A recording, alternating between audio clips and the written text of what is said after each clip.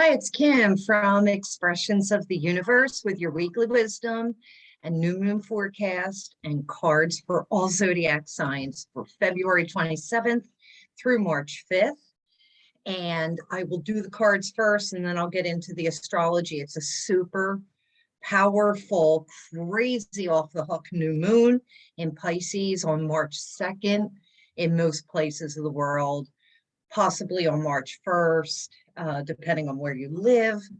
I've already pre-shuffled the cards for each sign. You want to pay attention to your sun sign, rising sign, moon sign, and any place where maybe you have a cluster of planets, also known as a stellium. And if you don't know your chart, you can go to astro.com, plug in your date, time, and place of birth, and get a chart for yourself for free. I do want to, let's just get into those cards because I know some people, they just want to see what their cards are. Then I'll do the card of the week, the crystal of the week, the astrology of the week. So for Aries, sun signs, rising signs, and moons, you have Archangel Sandalphon. And he is, or she, because they're supposedly non-gender. Tune into your divine potential, bring the world into harmony. And I love that for the Aries. It's time to bring things into balance. Archangel Sandalphon is an ascended master, by the way. Many of these are. And so this is a perfect time, this new moon in Pisces, to call on the angels, to connect with the divine. Taurus, you have Archangel Raphael. He is one of my favorites, being a Taurus rising myself. See with enlightened eyes and open to abundance. But Archangel Raphael is my main man when I call on healing, protection. If I'm not well, if my friends and my loved ones are not well, if my animals are not well, I call on Archangel Raphael to come in and do a little healing intervention. Gemini, Archangel Gabriel, another good one. He is always talking about paying attention to the signs and the sounds. I picture him with this trumpet, like, doo, doo, doo. It's like a wake-up call in a sense. And he says, shimmer with diamond light and express your creativity. Archangel Gabriel. Cancers. Archangel Uriel. Come into harmony and balance. Use your power for peace. I love that.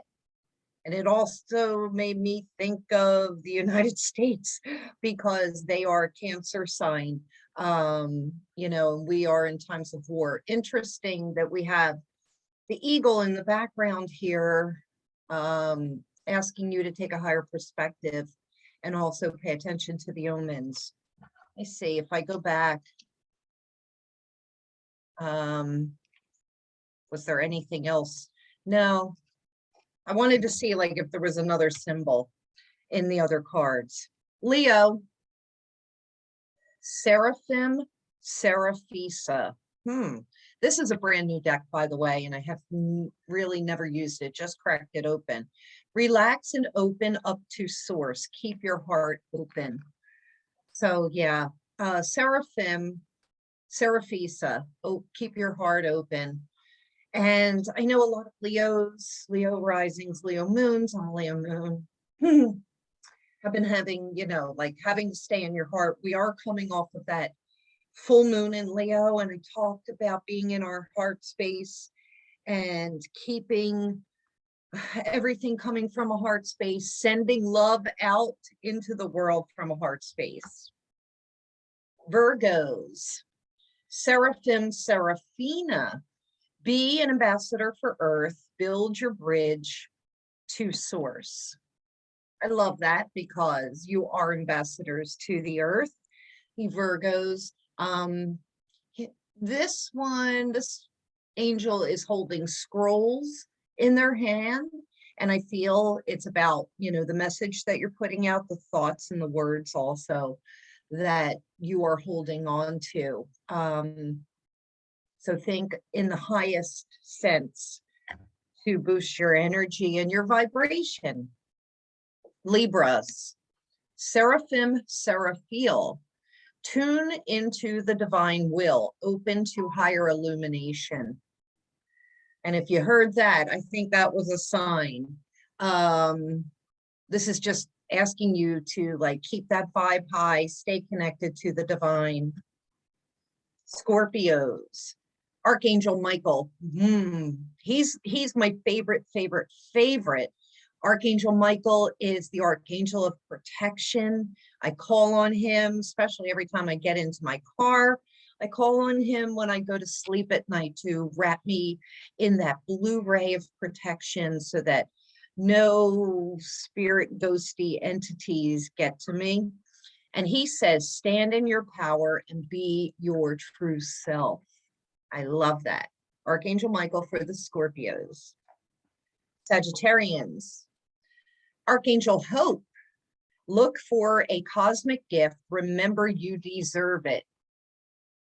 And she's also asking you to illuminate your light and stay light so that you can find those gifts. I think it's kind of like being grateful for what it is you already have. The Capricorns, Archangel Zadkiel, he's been showing up quite a bit since I've opened up this deck. It is time for transmutation, and that is so true with looking at the astrology. Carry the violet flame, and I've said this to a lot of people over this weekend that have gotten this Archangel Zadkiel. You take your pain and you envision wrapping it in a violet flame so that it burns up the things that you need to get rid of. Pluto with Mars and Venus conjuncting in your sign, Capricorns, at 27 degrees, extremely powerful. And it's time to take that Pluto energy and transmute the things that no longer serve you. Aquarius, Archangel Durenka.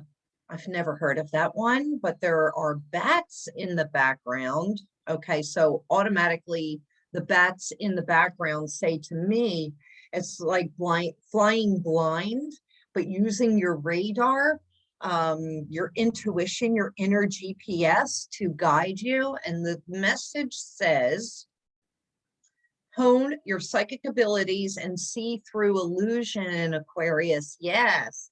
So you got to know your animal totems. When you see them in cards, that is about flying blind, using your intuition and your inner radar, your inner GPS to guide you. And that's what this is saying. Hone your psychic abilities, see through illusions, see through the people that are trying to pull the wool over your eyes, Aquarius.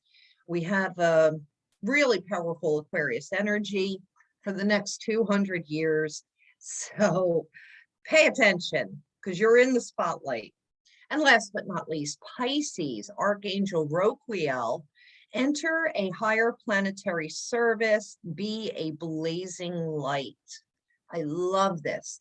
And it's all about this new moon in Pisces, raising our vibration, raising our light, following our own intuition, and not what you're seeing in the outer world on mass media, on TV, in social media. It's about following that higher guidance coming from your heart and sending it out to the world. Enter higher planetary service, be a blazing light. That's a great message for this new moon in Pisces. So I hope you liked your cards. My card of the week. So I'm going back to this Andean cross because I did not pull it. I mean, I pulled it a couple of weeks ago, presented it in my weekly wisdom video, but it was right at the time that, you know, my cat Missa, who pulled the cards for us every week, she was crossing over to the other side on the 2-2 portal. And I just haven't felt connected enough to do the channeled message on it. but her birthday, her official 18th birthday is March 1st. And I'm going to honor her. This is the first card that I have personally pulled for all of you in probably the last 13 years, because my cat used to pull all the cards. So yeah, I miss her. But the message here, and I'm going to bring this up for all of you. Oh, I have to share my screen, right? Got to share my screen. And hold on a second. Technical difficulties. So there we go, the Andean cross. And I'm just going to read an excerpt for you. Hopefully I can, that's not what I wanted to do, actually. Hold on a second. I'm losing my mind. Okay, this is what I wanted to do so that I think I can pull up what I wrote about this. I'm hoping that you are still seeing. I don't know what you're seeing. You're seeing my screen. That's not what I wanted. I'm sorry. I'm losing my mind, right? A little bit. All right, so I'm going to just go right to the book on this Andean cross, and then I'll do a channel message probably on March 1st in honor of Missa. The Andean cross represents the cosmology of the shaman. It depicts the four cardinal directions, the upper and lower worlds, and the steps to reach these realms. The hole in the center is a gateway to interdimensional travel, the proverbial eye of the needle we can all go through to experience higher states of awareness and wisdom, and to break free of linear time. The invitation for us is the Andean cross announces the start to a great journey. It's time to raise your gaze from the mundane day-to-day, that which until now has seemed beyond our grasp. Allow new wisdom to guide us and stop trying to make sense of it all before you respond with a resounding yes. The medicine here, the time has passed and the window of opportunity has closed. Now is not the moment to take that leap of faith that we have been over preparing for. It's best to wait until conditions in heaven line up again to offer us a more prosperous moment. Any bold action that we take now may require tremendous effort on our part. It's just as important as knowing when to act is knowing when to return to our inner stillness and wait for more favorable times. So I really love that, especially because this morning I posted on Facebook and Instagram the 7 areas of rest that we can all take. More than just physical sleeping rest or, laying on the sofa, watching TV, the different forms of rest as far as creative rest, whether, that's, rest through creating something, working out in the garden. I mean, I love being out in the garden, being in nature, but also disconnecting from all types of screens, computers, your phones, the television, social rest, which is also part of that. What were the other forms? I can't even remember, but it's even our hobbies start to become a chore and a job to us. And it's just about, really disconnecting. So it's physical rest, creative rest, spiritual rest. So people that are over meditating and over ritualizing, take a break from that. Emotional rest, sometimes that has to do with completely disconnecting so that you're not being fed emotionally. Definitely disconnecting from the news and mass media. for that. So getting out of nature again, sensory rest. For me, that's just like not even playing music or anything, but like even I was thinking about that being in nature, you know, my senses are so alive and I'm listening for birds and wildlife and animals. So I don't know, does that have something to do with that? And then it made me think of like being in one of those floating tanks with the blindfold on, completely black. You can't see anything and you're just floating in this salt water and you're sent all of your sensory, you have like a sensory deprivation. I don't know. Social rest. Yes, like, you know, you need a break from your family, your friends, your children, your coworkers, and the like just completely, maybe a day of just like not having to communicate. I look forward to that all the time. And then mental rest, like where you're just not having to think about anything. Mental rest really is like, that's what I get out into nature for. So however it appears to you, try and take advantage of that. Now, I want to bring up the chart for the new moon in Pisces on March 2nd. It is so crazy, and you're going to see. I mean, like the chart itself doesn't look crazy, but the aspects that you don't see within the chart, like I have 2 pages of like how potent these aspects are. Hold on a sec. I just have to bring that up and then I will share with you, and then hopefully I won't screw that up. Share my screen. All right, so the chart looks pretty basic, right? And we have the majority of the planets up in this one section. And I know in Vedic astrology, there's a specific name for it, and I can't think of what it is right now, but it's very telling when planets are aligned in one section of the chart. And this is in the upper hemisphere, coming from my view, in the outer world. Now, I know that it's 9th house where this new moon is for East Coast United States, but where are my notes? For the UK, because they're a 5-hour difference, UK and Europe, it'll be down here in the 7th house, I believe, is where that shifts to. Yes, and so I animate this. I do hours. So if I think UK is 5 hours ahead of us. So yeah, you can see, although the degrees aren't the same, but the sun and the moon do move down into the 7th.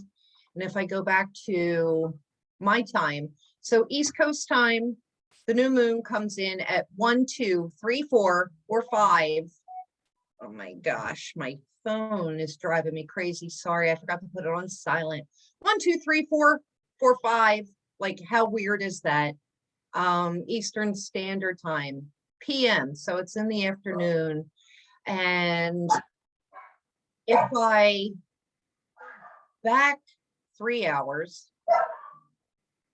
that would be West Coast, like California, my dogs.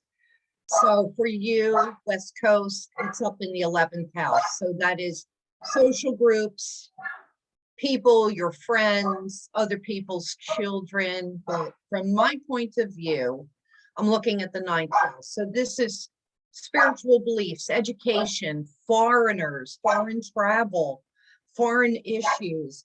And I look at it from a mundane perspective. Mundane is, you know, like the world astrology, not personal astrology. And when I do that, so the Pisces energy, it's about mental health, prisons, national wellness, the ocean, relationships to drugs, alcohol, our natural energy. The sun and the moon. The sun represents a country's leadership, the nation's heart. The moon is the country's general populace, the people. So I feel as though, you know, there's some play on that. It's also culture and family rules, the food, the land, security. Now, you want to pay attention because we have, although you don't see it here, and that's because I have it in Placidus. So if I change the house system here, let me stop sharing for a second. I want to put it in a whole house system simply because that's what I want to do. So I want to change it to a whole house system. You know, there's nearly 100 different house systems that we can use, and it does change the flavor of the chart. So we'll wait. I'm going to come back and reshare with you. Hopefully you're still watching. Okay, so changing the house system, you'll see the sun, the moon, Jupiter, and Neptune are all in Pisces. So that's what the whole house system does. Placidus just, you know, it divides up the houses differently. Whole house will put each sign into its own specific house. And that's what I wanted to do for these purposes. Neptune and Jupiter are playing a huge role here because Neptune rules water. It rules oil, petroleum, water, travel, water distribution, clean water, collective dreams as well, aspirations, the elderly, maybe people that are differently abled, the care of people that are differently abled. It's national secrets, it's mysticism, esoteric practices. Now you put Jupiter, which makes everything bigger, grander, it expands it. So think about that theme. I feel as though petrol prices are really going to rise. I mean, it's no coincidence that, of course, the war that's going on between Russia and the Ukraine is really going to create havoc for us with the petroleum prices. So be ready, and natural gas prices. Jupiter is about natural growth, development, religion, philosophy, the law system, the upper class, national wealth, which is also the ninth house. Jupiter was the traditional ruler of Pisces before Neptune was discovered, and then Neptune became. So it's really interesting. They're both here in their home sign.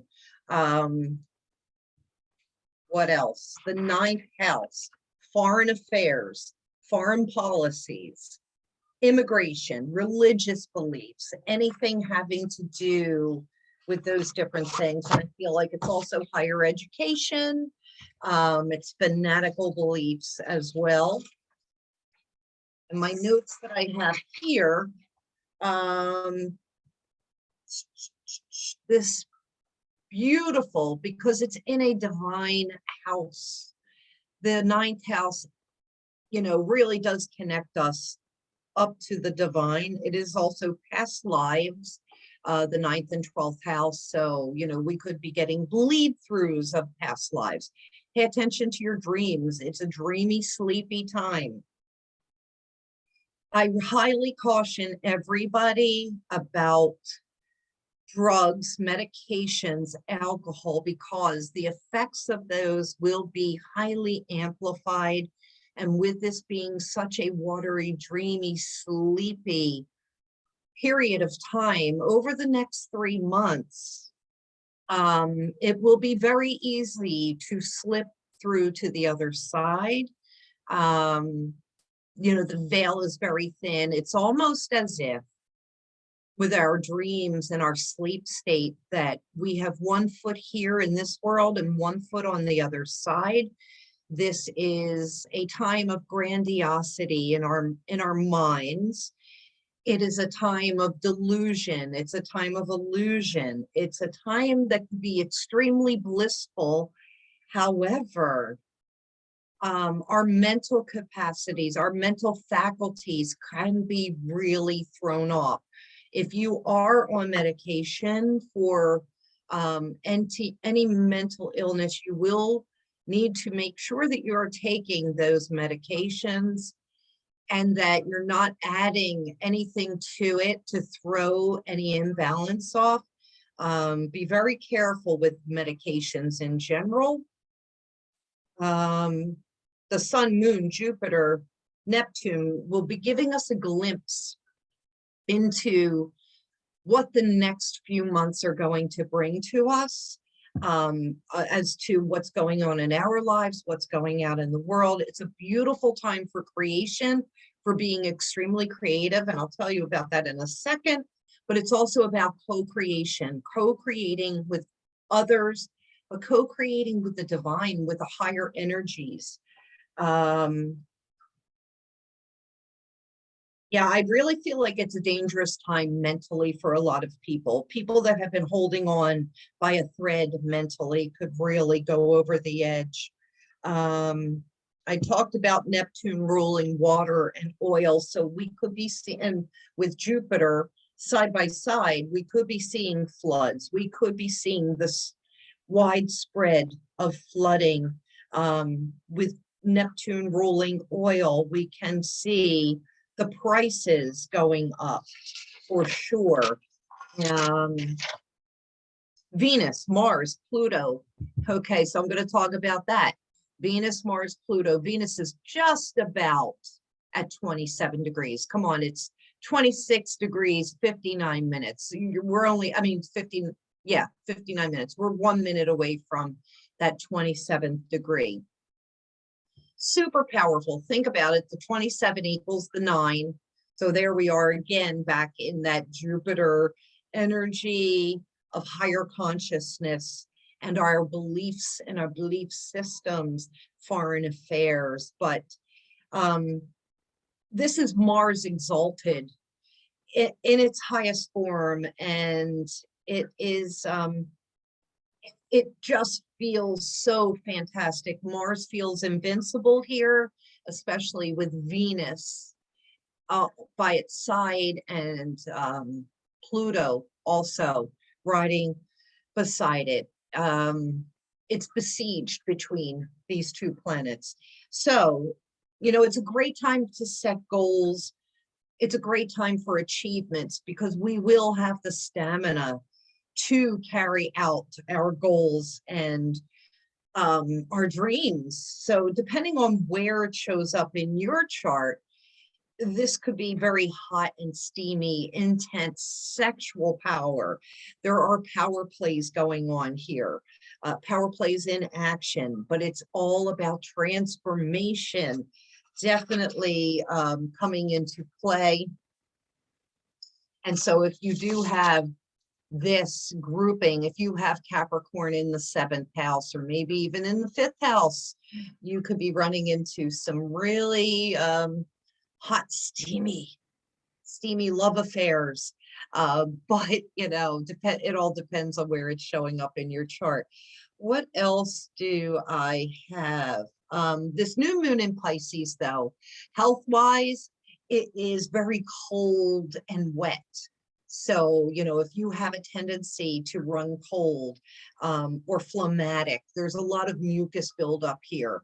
I also picked up going into the full moon that's in 2 weeks, possible lung issues. We could be seeing possibly another spike in some sort of COVID thing coming about over the next 3 months, like a new variant or a spike somewhere. I don't know, like part of me feels as though like we're over and done that. Maybe done with that. Maybe it's because I just want it to be, but the astrology is saying, oh, we still have to be a little careful. It's big, it's cold, it's wet. The vital forces have us going inward. The Mars-Venus conjunction in Pluto is very powerful. This is an indication of war right here, but we're already in it, okay? Pay attention, March 5th. I'll just animate this again. We're going to go 2 days in because this will cover my weekly wisdom time. So March 5th, we're looking at the sun and Jupiter at 15 degrees and Neptune at the volatile 22 degrees. So 15 plays an important role in the mutable signs here. So you want to look and see what you have at 15 degrees. What did I write down for that? I just wrote down that it was an important time, and I don't know what or why. Sorry, I apologize. On March 6th, the following day, Moon conjunct Uranus. Expect surprises.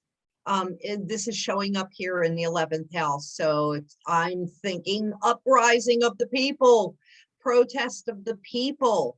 You know, the moon is the people. Uranus is that, you know, the chaos maker. Expect the unexpected. What is Uranus? And that is in Taurus. So the energy that's bringing here, it's about resources. It's about food. We could be seeing, you know, some issues in resources and food. Uranus does talk about the mass media, technology, science and research, and air transportation. So we're going to want to have to pay attention to that. March 9th and on, Mercury is ingressing into Pisces, and I know this is for next week. Wait, before I get into that, March 6th, I knew there was another important thing. Both Venus and Mars will move into Aquarius. So there's going to be a huge shift in energy on March 6th. We probably will all feel it, so pay attention. March 9th, Mercury will move into getting ready to move into Pisces. So back to where I was talking about national health, prisons, institutions, national wellness comes into play. The ocean, water, flooding, drugs, medications, alcohol, and natural energy resources. Mercury is the merchant. So I think we're going to hear, you know, something not so great on March 9th. This is a very psychic time of year, very psychic with our sense of smell. Alcoholics beware, drug users beware. Psychotropics, whether it be ayahuasca, acid, I can't think of what's that other, you know, like all kinds of psilocybin. Don't recommend it because the veil is so thin. You may be opening a door that which you cannot close. No seances, because once again, you could be opening a door that you can't close. I'm going to stop sharing here and come back. Highly recommended to put mugwort in your pillows, in a satchel maybe, which will be for protection, especially in the dream state. My crystal of the week, great segue, and maybe just because I want to show it off, is amethyst. And I will be sleeping with this under my pillow.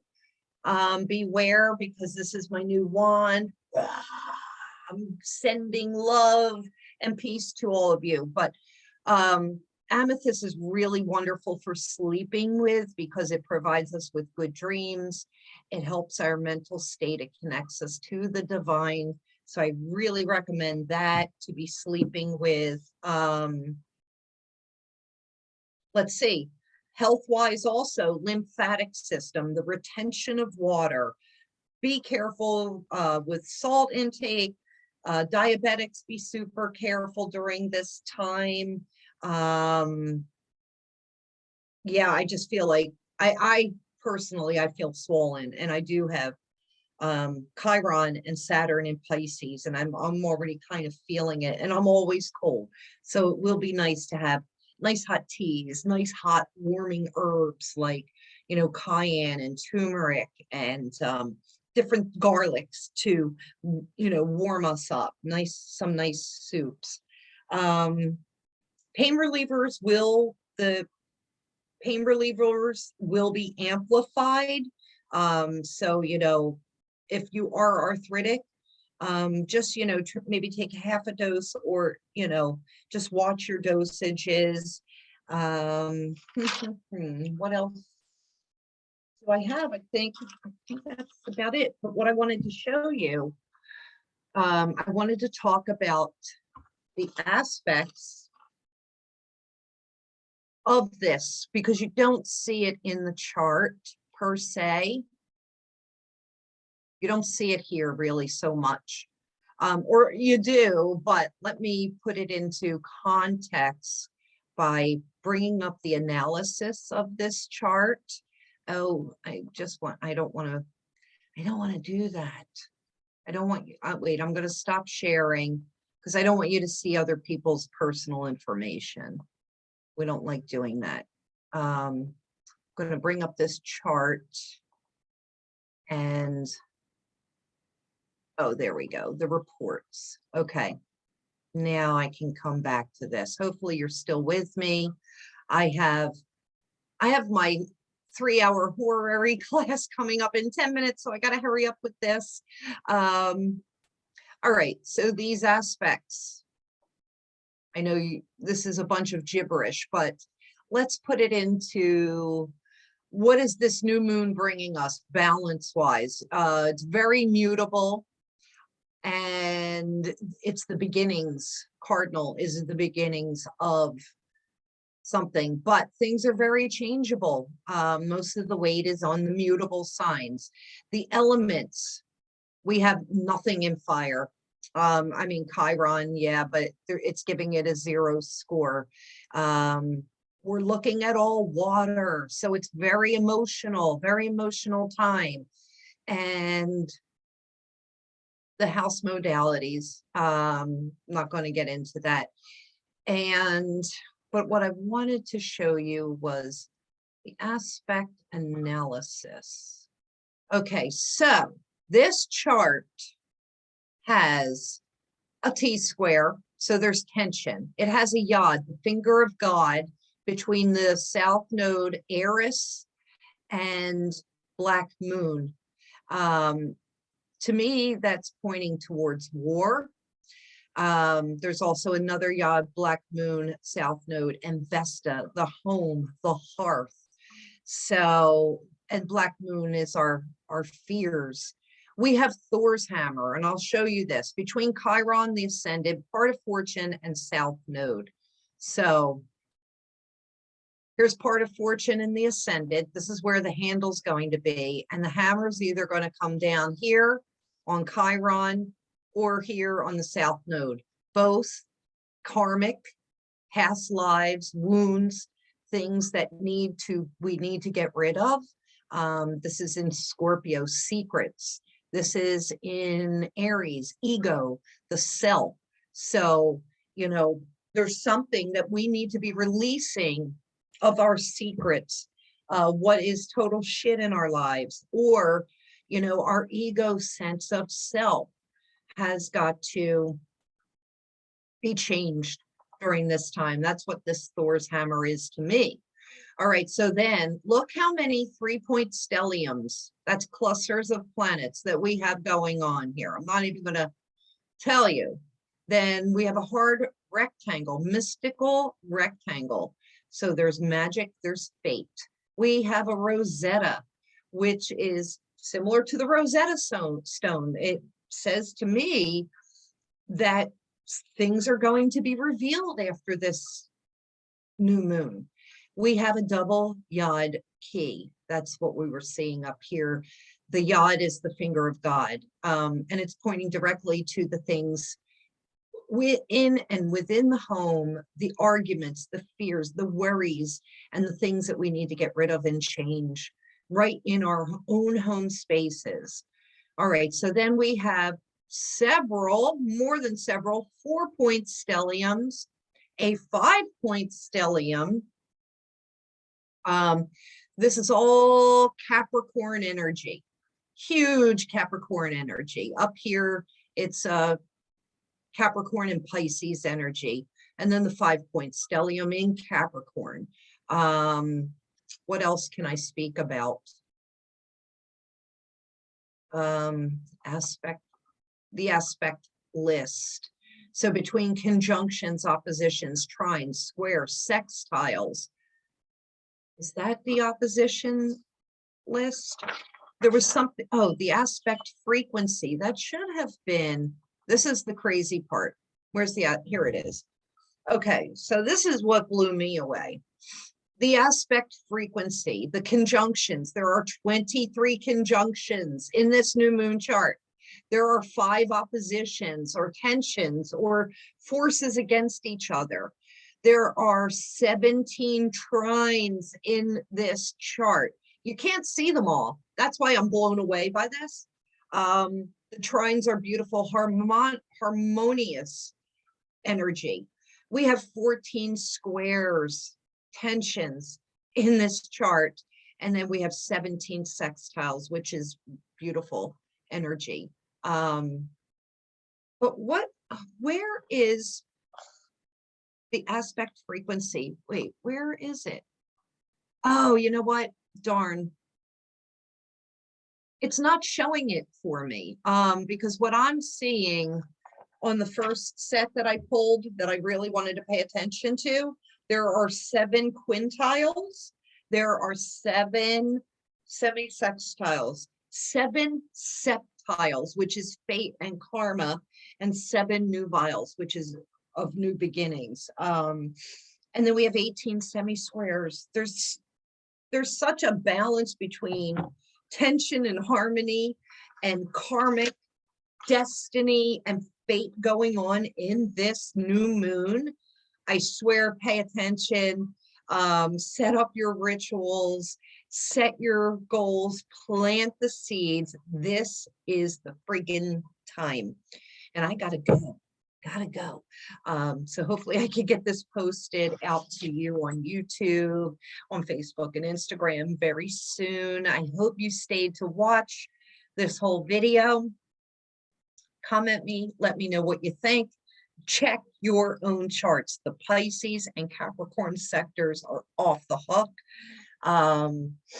For me, that is the 10th and 11th house. So, you know, it's career, what I'm known for in the outer world, and it's social groups and people in the outer world in my life. So we're going to see how this all plays out. I feel like my time has come. We'll see. And if you stayed to the end, I'm going to try to be on Crystal Queer's new moon day on Instagram Monday night.